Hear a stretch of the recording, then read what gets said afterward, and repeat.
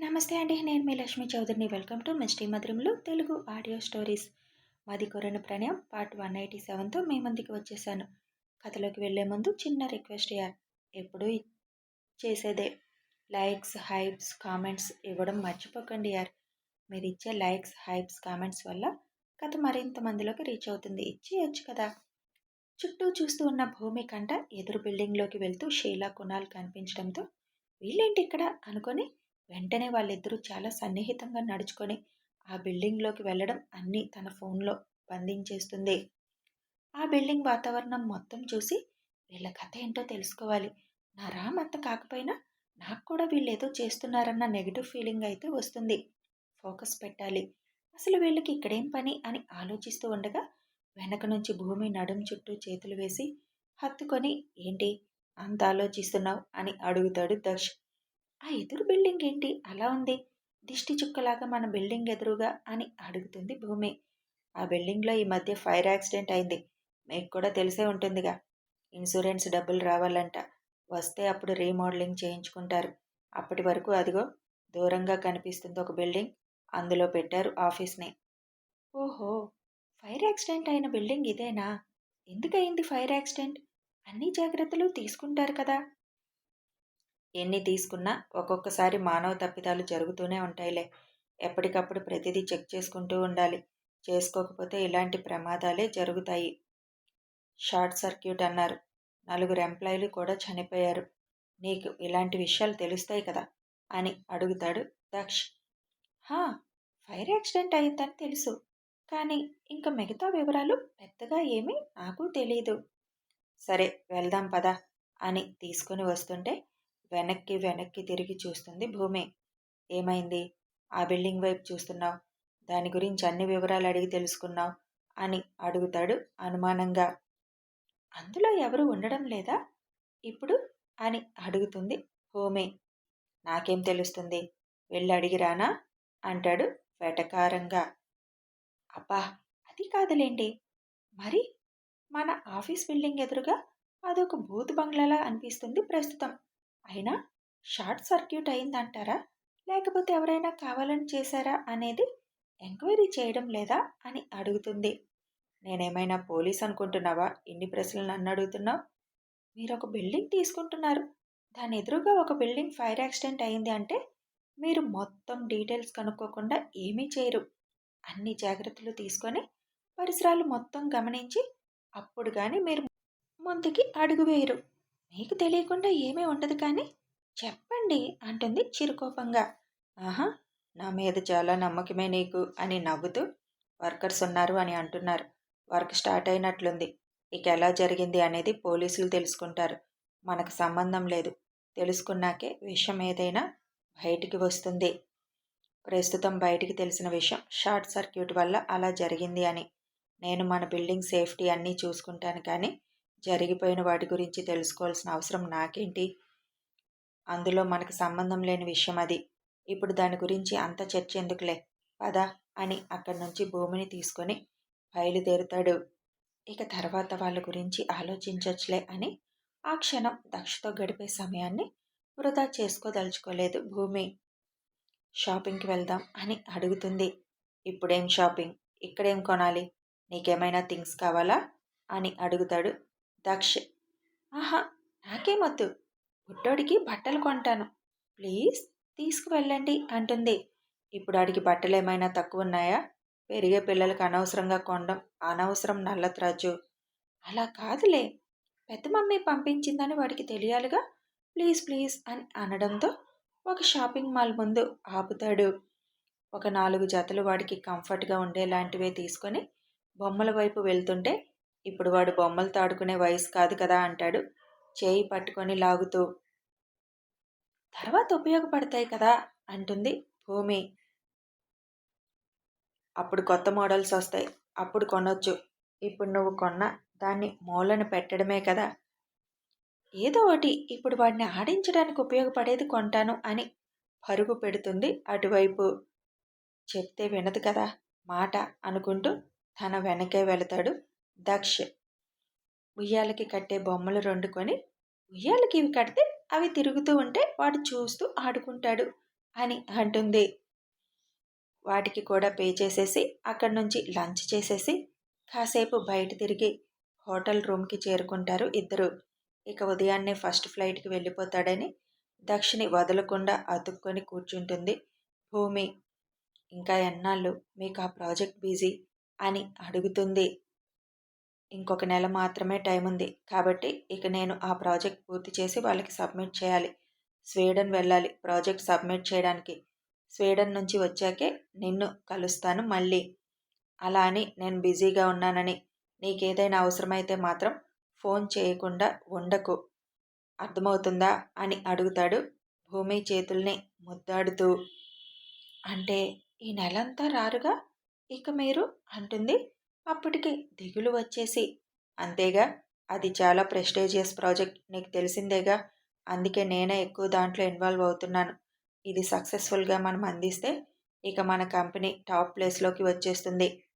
మీ కష్టానికి టాప్ ప్లేస్లోనే ఉంటుంది మన కంపెనీ, అందులో డౌట్ లేదు. ఓకే, ఫోన్ మాత్రం చేయండి ఎంత బిజీగా ఉన్నా.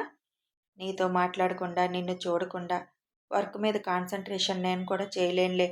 నేనిద్ర డిస్టర్బ్ చేసైనా ఫోన్ చేసి నిన్ను ఇబ్బంది పెడతాను, డౌట్ లేదు అందులో అని అంటాడు భూమి బొగ్గుని తన పెదాల మధ్య బంధించి లాగుతూ. మీరెప్పుడు చేసినా నాకు ఓకే అంటుంది. నైట్ డిన్నర్ చేసేసి ఇక నెల రోజులు కలవడం కుదరదు కాబట్టి నెల రోజులకి సరిపడా బహుమానాలు ఒకరికొకరు తీసుకుంటూ ఆ రేయిని కూడా మరొక అందమైన రేయిగా మలుచుకుంటారు ఇరువురు. ఉదయాన్నే 4 గంటలకే బయలుదేరుతాడు దక్ష్. భూమిని తీసుకొని వెళ్ళి ట్రైనింగ్ ప్లేస్లో వదిలేసి, టేక్ కేర్, నువ్వేం చేసినా జాగ్రత్తగా చేయి. ఆ అమ్మాయి గురించి ఏదో తెలుసుకోవాలి అనుకుంటున్నావుగా, అవసరమైతేనే తన విషయం గురించి ఆలోచించు, అనవసరమైతే నీ పని నువ్వు చూసుకో, అర్థమవుతుంది కదా అంటాడు భూమి భుజం చుట్టూ చేయి వేసి. చెప్పారుగా, తన వరకు సంబంధించిన విషయమైతే నేను అస్సలు కలగ చేసుకోను, కానీ ఎవరికైనా నష్టం కలుగుతుంది అంటే నా ధర్మం నేను నిర్వర్తిస్తాను అంటుంది. అలా నిర్వర్తించేటప్పుడు ఆచితూచి అడుగులు వేయి, తొందరపడొద్దు. ఏ అవసరమైనా వెంటనే నాకు ఫోన్ చేయి, ఏ సమయమైనా సరే, అర్థమవుతుందా? ఓకే, మీరు మాత్రం వర్క్లో పడిపోయి ఫుడ్ స్కిప్ చేయొద్దు, స్లీపు స్కిప్ చేయొద్దు. అలాగేలే, మరి ఇంక బయలుదేరుతాను, ఫ్లైట్ టైం అవుతుంది, వెళ్ళు లోపలికి అని అంటాడు. సైడ్ హగ్ చేసుకొని 1 నిమిషం అలాగే ఉండిపోయి బెంగగా అనిపిస్తున్నా తప్పదు కాబట్టి లోపలికి అడుగులు వేస్తుంది. దక్ష అక్కడి నుంచి ఎయిర్పోర్ట్కి బయలుదేరుతాడు. దారిలోనే ఒకరికి ఫోన్ చేస్తాడు. మంచి నిద్రలో ఉన్న అతను ఫోన్ లిఫ్ట్ చేసి నెంబర్ చూడగానే ఇతనేంటి ఈ టైంలో ఫోన్ చేశారు అనుకుని వెంటనే ఫోన్ లిఫ్ట్ చేస్తాడు. అతనితో ఒక 5 నిమిషాలు మాట్లాడి ఫోన్ కట్ చేస్తాడు దక్ష్. భూమికి అక్కడ సెక్యూరిటీ పెట్టాలి అనుకున్నా లోపలికి ఒక్కరిని కూడా అవుటర్స్ని ఎలో చేయరు కాబట్టి ఆ ప్రయత్నాన్ని విరమించుకుంటాడు దక్ష్.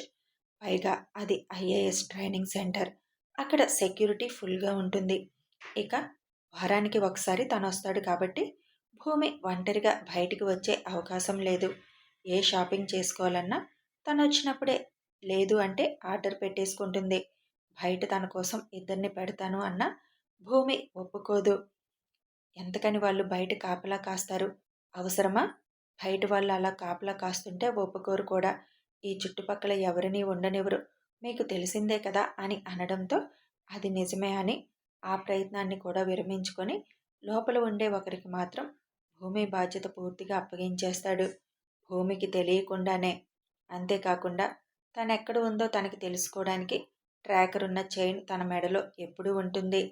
షీలా తప్పుడు మనిషని ఇప్పుడు భూమి చెబుతుంటే ఇలాంటి ఇల్లీగల్ వ్యవహారాలు ఎక్కడైనా ఉంటున్నాయిలే ఇప్పుడు, కానీ అంతవరకేనా, ఇంకా ఏమైనా ఉందా అని ఆలోచిస్తూనే ఫ్లైట్ అనౌన్స్మెంట్ రావడంతో వైజాగ్ బయలుదేరుతాడు. భూమి రూమ్ దగ్గరికి వచ్చేసరికి డోర్ లాక్ చేసి ఉండడంతో డోర్ తీసుకొని లోపలికి వెళ్ళేసరికి రూమ్ ఖాళీగానే ఉంటుంది. అంటే ఈ పిల్ల నిన్నటి నుంచి రాలేదా, బయటే ఉన్నారా వీళ్ళు, వీళ్ళిద్దరూ ఆ బిల్డింగ్లోకి ఎందుకు వెళ్ళారు, ఎవరైనా తెలిసిన వాళ్ళు ఉన్నారా, అసలు ఎప్పుడు ఫైర్ యాక్సిడెంట్ అయింది అనుకొని ఫోన్లో గూగుల్లో సెర్చ్ చేయడం మొదలు పెడుతుంది. 4 రోజుల క్రితం ఫైర్ యాక్సిడెంట్ అయింది అని చూసి వాళ్ళు ముస్సోరీ నుంచి ఇక్కడికి రావడం 2 నెలల క్రితం మాత్రమే. ఇక్కడ ముస్సోరీ నుంచి వచ్చే బ్యాచ్, బెంగళూరు నుంచి వచ్చే బ్యాచ్ మిక్స్ అవుతారు. షీలా బెంగళూరు బ్యాచ్.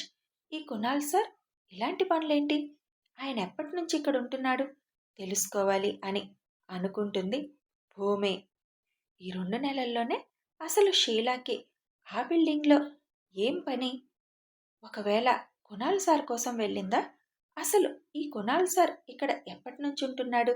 ఒక బాధ్యత గల వృత్తిలో ఉండి ఇలాంటి పనులు ఎందుకు చేస్తున్నారు?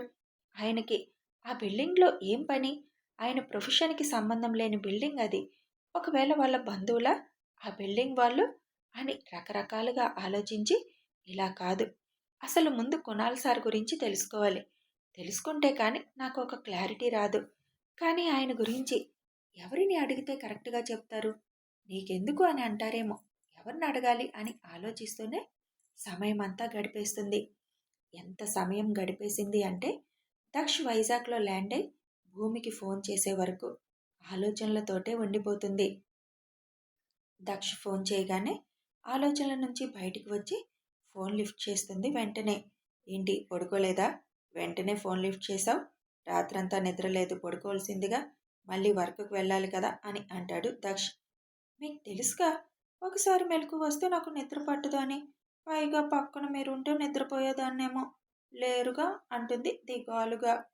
దక్ష్ చిన్నగా నవ్వుకుంటూ, చిన్నపిల్లవైపోతున్నావు పిచ్చి, రెడీ అయిపోయావా అని అడుగుతాడు. అప్పుడు టైం చూసుకొని, లేదు రెడీ అవుతాను, ఫ్రెష్ అయిపోయే ఉన్నానుగా, డ్రెస్ మార్చుకోవడమేగా అని అంటుంది. ఓకే మరి, నేను ఇంటికి దగ్గరలోనే ఉన్నాను, తర్వాత ఫోన్ చేస్తానులే, బాయ్, టేక్ కేర్ అని చెప్పి ఫోన్ కట్ చేస్తాడు. 3 గంటలు ఆలోచనలోనే ఉండిపోయానా అని చిన్నగా తన బుర్ర మీద కొట్టుకుంటూ ఇలా ఆలోచిస్తూ కూర్చుంటే అవ్వదు, ఆ ఆలోచనలన్నీ అమల్లో పెట్టాలి అని రూమ్లో నుంచి బయటికి వస్తుంది భూమి. ఇంకా ఎవరు రూముల్లో నుంచి పెద్దగా బయటికి రాలేదు. వచ్చిన కొంతమంది గార్డెన్లో కూర్చొని మాట్లాడుకుంటున్నారు. ఎవరిని అడగాలి అని ఆలోచిస్తూ చుట్టూ గమనించిన భూమి అక్కడ పనిచేస్తున్న ఒక ఆవిడిని చూస్తుంది. ఈవిడ్ని అడిగితే ఆయన ఎప్పటి నుంచి ఇక్కడ వర్క్ చేస్తున్నారో తెలిసే అవకాశం ఉంటుంది కదా అనుకుంటూ ట్రై చేద్దామా అనుకొని తన రూమ్ దగ్గరికి తొడవడానికి వచ్చే వరకు అక్కడే వెయిట్ చేసి ఆవిడ రాగానే ఇక్కడ ఎన్ని సంవత్సరాల నుంచి వర్క్ చేస్తున్నారమ్మా అని అడుగుతుంది. నేను 10 ఏళ్ళుగా ఇక్కడే చేస్తున్నానమ్మా అని చెబుతుంది ఆవిడ. అప్పటి నుంచి ఇక్కడ పనిచేస్తున్నారా అందరూ? మధ్యలో మారారా అని అడుగుతుంది ఎక్కువ నాంచకుండా. ఇక్కడ వర్క్ చేసేవాళ్ళు పనివాళ్ళు మారరు కానీ సార్లు మారుతూనే ఉంటారమ్మా. 2 ఏళ్లకు ఒకసారి, 3 ఏళ్లకి ఒకసారి మారుతారు. కంటిన్యూగా ఉన్నది పెద్ద సారు, మేనేజ్మెంట్ సారు మాత్రమే.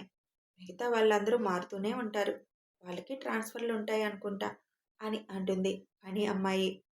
అందరి సార్ పేర్లు తెలుసా నీకు అని అడుగుతుంది భూమి. నాకు తెలీదమ్మా, సార్ అని పిలవడమే తప్ప వాళ్ళ పేర్లు పెద్దగా తెలీదు. ఏదో 2 ముగ్గురువే తెలుసు నాకు అంటుంది తన పని తను చేసుకుంటూనే. వచ్చిన రోజు గ్రూప్ మొత్తానికి తీసిన ఫోటో అందరికి సెండ్ చేసింది ఉంది కానీ ఫోటో చూపించి మరీ అతని గురించి ప్రత్యేకంగా అడిగితే ఇంకెక్కడన్నా ఈవిడ చెబితే అనవసరంగా ఒకరి ద్వారా ఒకరికి తెలిసి అదొక ప్రాబ్లం అవుతుంది. ఎవరిని అడగాలి అని ఆలోచిస్తూనే లోపలికి వెళ్ళిపోతుంది. పనమ్మాయి 2 నిమిషాలు అక్కడే నిలబడి ఏదో ఆలోచించి సైలెంట్గా వెళ్ళిపోతుంది అక్కడి నుంచి. భూమి రెడీ అవుతుండగా కూడా అదే ఆలోచన ఉండిపోతుంది. అప్పటికి షీలా రాకపోవడం ఆశ్చర్యంగా అనిపిస్తుంది భూమికి.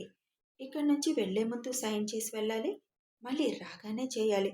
కానీ షీలా మరి ఇంకా రాకపోవడం ఏంటి? ఇవాళ కూడా సెలవు పెట్టిందా అని ఆలోచిస్తూనే అడ్మినిస్ట్రేటివ్ రూమ్కి వెళ్ళి సైన్ చేస్తుంది తను బయలుదేరడానికి.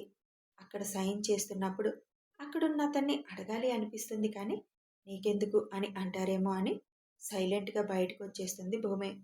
ఎలా ఆయన గురించి తెలుసుకోవడం అని ఆలోచిస్తూనే వర్క్ ప్లేస్కి కూడా వెళ్ళిపోతుంది. ఇక అక్కడ ఆలోచనలన్నీ పక్కన పెట్టి తన పని తాను చేసుకోవడం మొదలు పెడుతుంది భూమి. కథ కొనసాగుతుంది. మరి భూమి కునాల్ గురించి షీలా గురించి తెలుసుకోగలుగుతుందా? వారు అసలు నిజంగానే భూమి అనుమానించేలా ఏదైనా చేయబోతున్నారా? ఆ బిల్డింగ్లో ఏం జరుగుతుంది తెలియాలి అంటే ఫాలో అయిపోండి. ఫాలో అవ్వాలంటే తెలుసు కదా, సబ్స్క్రైబ్ చేసుకొని ఫాలో అయిపోవాలి. అలాగే వీడియో నచ్చితే లైక్ చేయండి, షేర్ చేయండి, ఒక కామెంట్ చేయండి. Thanks for watching.